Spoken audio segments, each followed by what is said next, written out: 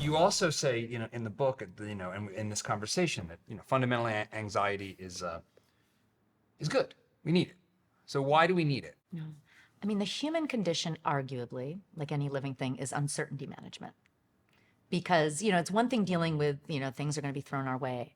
But to do things like discover fire and create, wheels and language and build civilizations, you have to be thinking past a full belly.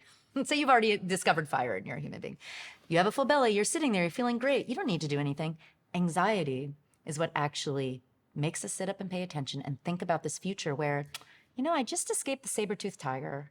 And yes, I'm full and comfortable now, but that saber-toothed tiger might come back tomorrow. Or maybe I shouldn't try to sleep in the cave where I was just attacked by that saber-toothed tiger. So that's anxiety that allows us to think and say, maybe not only should I seek out a new cave and avoid the disaster of of getting eaten, but maybe I could build a home. Maybe I could build shelter. So this is an emotion that actually is in that space between where we are now and where we want to be. It helps us avoid peril and make our dreams come true. And it is essential. I think we would still be living in caves if it weren't for anxiety. One of the things that I think a lot about is to what extent we're accidentally setting up our kids to be unable to live in a free society. Say more about that. Freedom is fundamentally an uncertain world. And you can't really have the certain world of control. The Soviet Union tried it, didn't work out so great. But I think we take for granted that there's a demand for freedom, a desire for freedom. And what I mean by freedom is, without hurting anybody else, I can make choices for myself. I'm going to try to make a YouTube show, or I'm going to try to go work in construction and see if I like it, see if I'm good at it. If I'm crippled by anxiety, or if I don't have the means to cope with it, that doesn't sound appealing to go try a thing that I might fail at. No. Or to live in a world where I don't know what the future holds. And maybe that means I just want safety. And maybe that means I really just want somebody big and strong to tell me what to do, like a kind of parent in the White House. Yeah. And so that's the Saves America part of our show in a lot of ways. I agree with you 100%. And if anything, enduring anxiety allows you to be safe because you learn the difference between discomfort and actual danger. There's no other way to learn it than if you actually jump in and do it. There's also something, I've been working on a piece where I'm trying to describe this quality. You're talking about what we want our kids to have. And I'm thinking, it's like sort of like moxie, that old fashioned word. Sure. There's a story on NPR that I think actually encapsulates moxie. You might have heard it. He was all over the news. Liam Garner. He was this young man who he was graduating high school, barely knew how to ride a bike. And he decided he was going to ride from Alaska to Argentina on his own. Yeah. Without a cell phone. Without a cell phone, and $400 a month, and he just goes. He goes through 14 countries, 20,000 miles, 527 days. I mean, it was this epic journey. He was robbed 5 times. He ended up in the hospital. He made it. He made it to Argentina, where his family was from, and he kind of wanted to have that journey as well. And then NPR, A. Martin is one of my favorite journalists on NPR. He asked him, "Was it worth it?" And Liam said, Liam. He's like 100%. He said, I'll paraphrase, I picked the hardest thing that I could think of.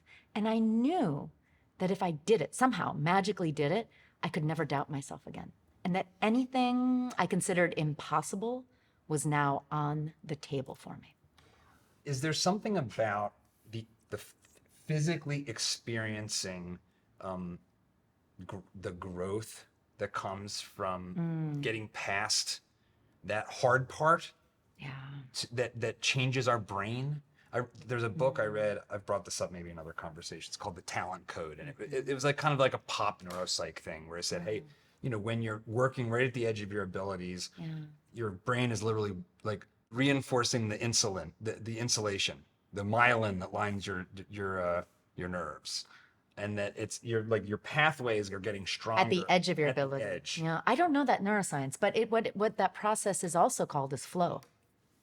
When we're at the edge of our ability and our challenge is meeting our ability, and that's when we enter these incredible states where we're most creative. I mean, artists know about this, by the way, not just this fantastic kid Liam who decided to do this amazing thing, but artists know about being at the edge of their ability.